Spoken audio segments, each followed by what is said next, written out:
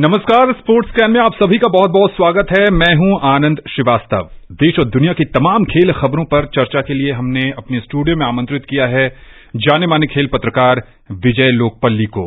विजय, कार्यक्रम में आपका बहुत बहुत स्वागत है। नमस्ते आनंद।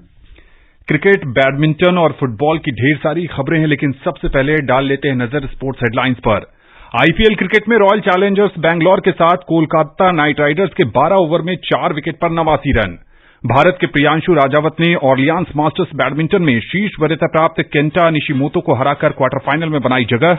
अर्जेंटीना 6 साल बाद बनी फीफा रैंकिंग में दुनिया की नंबर 1 फुटबॉल टीम और रियल मैड्रिड बार्सिलोना को हराकर कोपा डेल रे के फाइनल में। सबसे पहले बात करते हैं कोलकाता के ईडन गार्डन्स में जो इस समय आईपीएल का मुकाबला चल रहा है। रॉयल चैलेंजर्स बैंगलोर ने केकेआर के साथ टॉस जीतकर गेंदबाजी करने का फैसला किया है। ताजा समाचार मिलने तक कोलकाता नाइट राइडर्स ने 12वें ओवर में 5 विकेट पर 89 रन बना लिए थे। विजय, बहुत तेजी से विकेट गिर रहे हैं। रहमानुल्लाह गुरबाज 57 रन बनाकर आउट हुए और पहली गेंद पर आंद्रे रसल भी आउट हो गए हैं। 11 ओवर और 3 गेंद का खेल हुआ है। 89 पर 5। अब बैटिंग दिख नहीं रही है। रिंकू सिंह अभी भी क्रीज पर है। हाँ, रिंकू सिंह आपको याद होगा पहले भी बैटिंग कर चुके हैं, कई अच्छे इनिंग्स खेल चुके हैं, लेकिन रसल के आउट होने से सेटबैक होगा कोलकाता के लिए और अपने घर पे खेल रहे हैं। और बैंगलोर की बैटिंग बहुत अच्छी है, सो कम से कम 150, अगर 160 रन नहीं बनेंगे तो मुश्किल हो जाएगा। ईडन गार्डन्स पे बहुत लंबे समय के बाद आईपीएल मैच की वापसी हुई है। कैसे देखते हैं इस पिच को जो अब तक कैसा खेल रही है? अभी तक तो ठीक है, पर अगर आप देखें आनंद, ईडन पे खेलना एक अपने आप में एक बहुत हर खिलाड़ी कोशिश करता है कि एक मैच तो खेल ले ईडन पे, चाहे आईपीएल का हो, चाहे इंडिया के लिए टेस्ट मैच हो या वनडे मैच हो, क्योंकि उस ग्राउंड की एक जबरदस्त हिस्ट्री है और वहां के लोग बड़े पैशनेटली फॉलो करते हैं क्रिकेट। और जहां तक पिच की बात है, अभी तक तो आप कह सकते हैं कि बाउंस इवन है।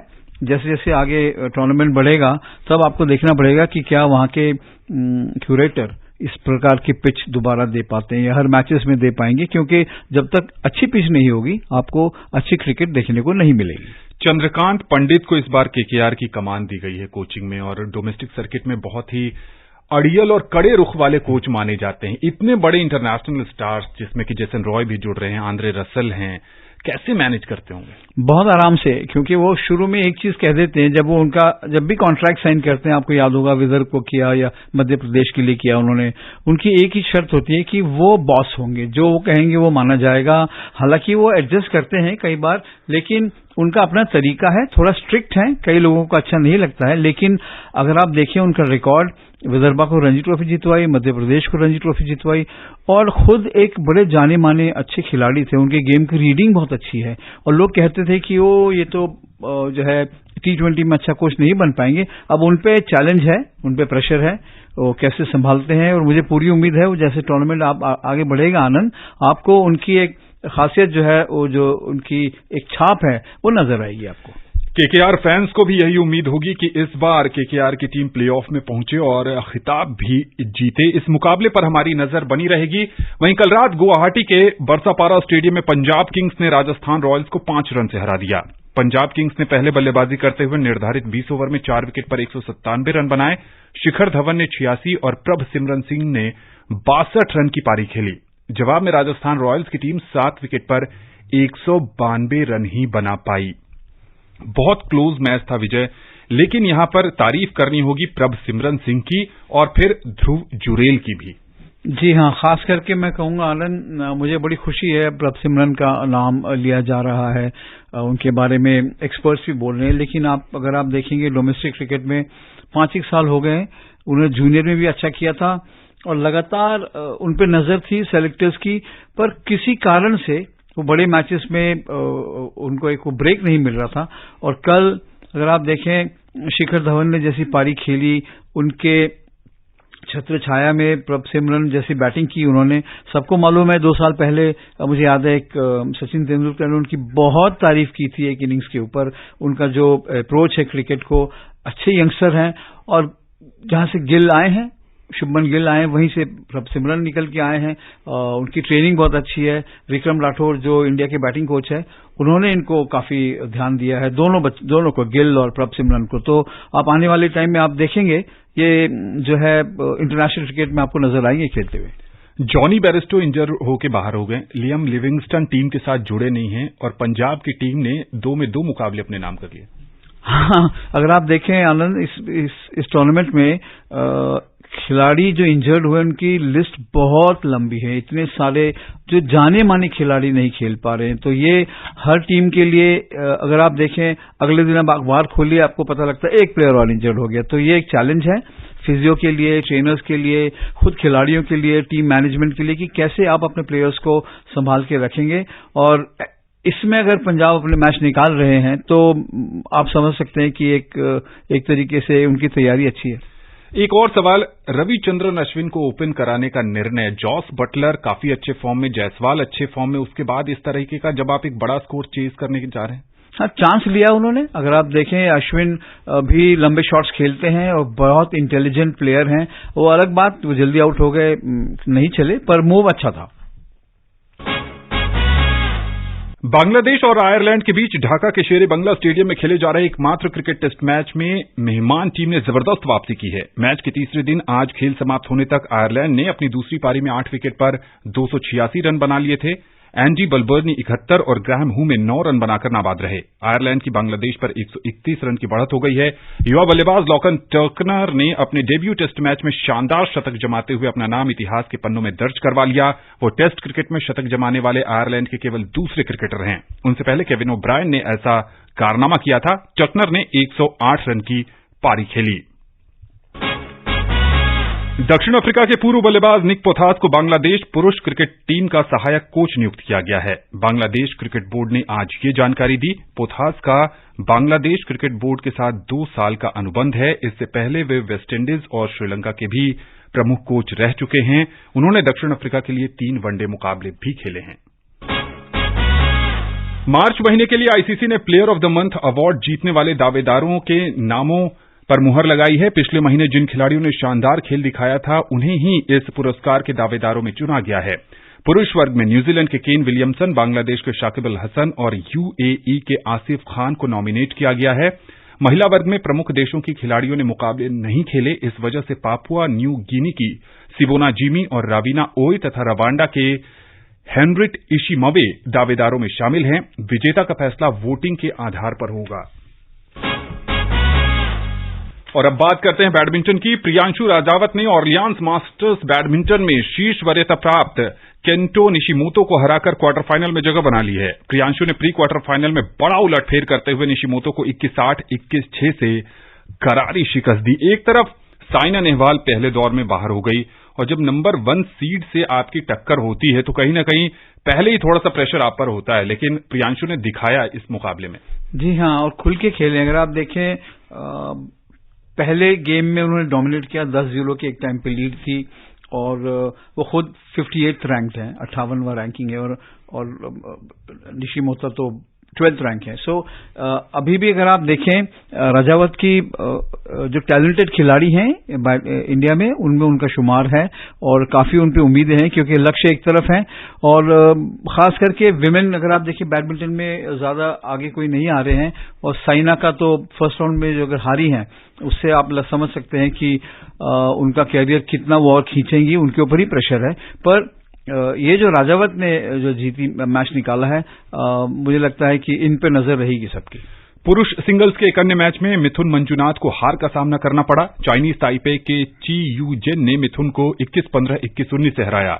महिला सिंगल्स में तानिया हेमंत का सफर प्री क्वार्टर फाइनल में हार के साथ ही समाप्त हो गया। विश्व चैंपियन अर्जेंटीना आज जारी ताजा फीफा रैंकिंग में ब्राजील को पीछे छोड़कर 6 साल बाद फिर से नंबर 1 बन गया है। पैनामा और कुराकाओ के खिलाफ जीत ने अर्जेंटीना को ब्राजील से आगे निकलने में मदद की। ब्राजील को मोरक्को के साथ 1-2 की हार का भारी नुकसान उठाना पड़ा और वो तीसरे स्थान पर खिसक गया है। फ्रांस दूसरे स्थान पर है।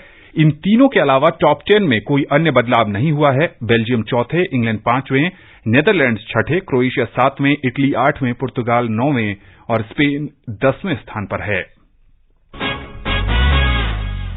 स्पेनिश क्लब रियल मैड्रिड ने कोपा डेल रे फुटबॉल प्रतियोगिता के फाइनल में जगह बना ली है। आइए सुनते हैं वीरेंद्र कौशिक की ये रिपोर्ट। सेमीफाइनल के दूसरे चरण में रियल ने बार्सिलोना के खिलाफ 4-0 से बड़ी जीत हासिल की और 4-1 के एग्रीगेट के साथ जीतते हुए खिताबी मैच में जगह बनाई। रियल की जीत के हीरो रहे स्ट्राइकर करीम बेंजेमा, जिन्होंने शानदार हैट्रिक लगाई। अल क्लासिको के नाम से मशहूर इन दोनों क्लबों के बीच ये भिड़ंत काफी रोमांचक होने की उम्मीद थी, लेकिन रियल मैड्रिड ने एक तरफा मैच अपने नाम किया। सेमीफाइनल के पहले लेग का मैच 2 मार्च को रियल मैड्रिड के मैदान सैंटियागो बर्नबाउ पर हुआ था, जहां बार्सिलोना ने 1-0 से जीत हासिल की थी।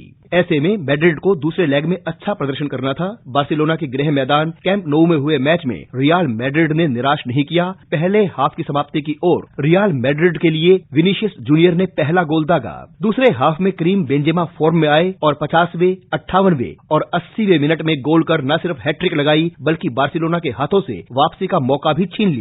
बार्सिलोना की हार के बाद स्टेडियम में मौजूद 94,000 से ज्यादा दर्शक निराश हुए, क्योंकि उनकी टीम लगातार दूसरे सीजन कोपा डेल रे का खिताब नहीं जीत पाएगी। सर्वाधिक 31 बार कोपा डेल रे जीतने वाली बार्सिलोना ने 2020-21 सीजन में खिताब जीता था, लेकिन पिछले सीजन तो क्वार्टर फाइनल तक भी नहीं पहुंची थी। वहीं रियल मैड्रिड के पास 2013-14 के बाद से ही ये ट्रॉफी नहीं आई है। फाइनल में रियल मैड्रिड का सामना ओसासुना क्लब से होगा। ये मैच 6 मई को स्पेन के सेविया में खेला जाएगा। Virendra Kaushik, sports scan.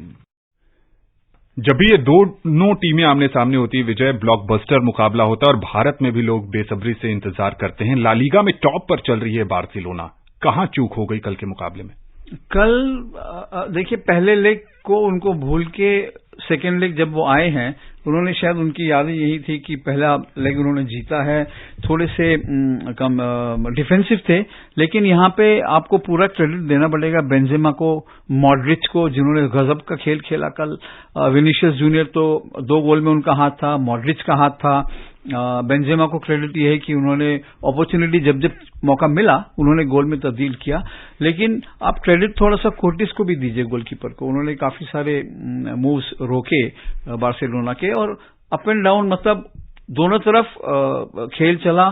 काफी अटैकिंग गेम, एक रोमांचक था। मुझे लगता है जो दर्शक थे उन्होंने, बेशक जो होम क्राउड उनको बुरा लगा होगा, लेकिन काफी तेज मैच था, स्पीड बहुत था गेम में। एक ऐसे ही मुकाबले में 2 साल पहले वो पहले लेग में लिवरपूल के अगेंस्ट अप थे, यूएफा चैंपियंस लीग का मुकाबला था और अपने घर में 4-0 से वहां भी हार गए थे। तो कहीं न कहीं बड़े मैच में बार्सिलोना की टीम पिछले कुछ समय से प्रदर्शन बढ़िया नहीं कर पा रही है। बढ़ते हैं आगे। पेरू की राजधानी लीमा में देश में राजनीतिक असंतोष और प्राकृतिक आपदाओं का हवाला देते हुए 2024 के अंडर 20 विश्व एथलेटिक्स चैंपियनशिप की मेजबानी नहीं करने का फैसला किया है। अंडर 20 विश्व एथलेटिक्स चैंपियनशिप का आयोजन लीमा में 26 से 31 अगस्त 2024 में होना था। इधर भारतीय खेल प्राधिकरण ने पहली बार खेलो इंडिया गेम्स प्रमाण पत्रों को डिजी लॉकर के साथ एकीकृत किया है। इसका उद्देश्य डिजिटल रूप में सशक्तिकरण करना है। इन खेलों में भाग लेने वाले खिलाड़ी और अन्य हितधारक अब मध्य प्रदेश में खेलो इंडिया यूथ गेम्स 2022 से योग्यता और भागीदारी के अपने प्रमाण पत्र प्राप्त कर सकेंगे। अलग अलग हितधारक प्रमाण पत्र धारक की सहमति प्राप्त करने के बाद डेटा को सीधे सत्यापित कर सकते हैं।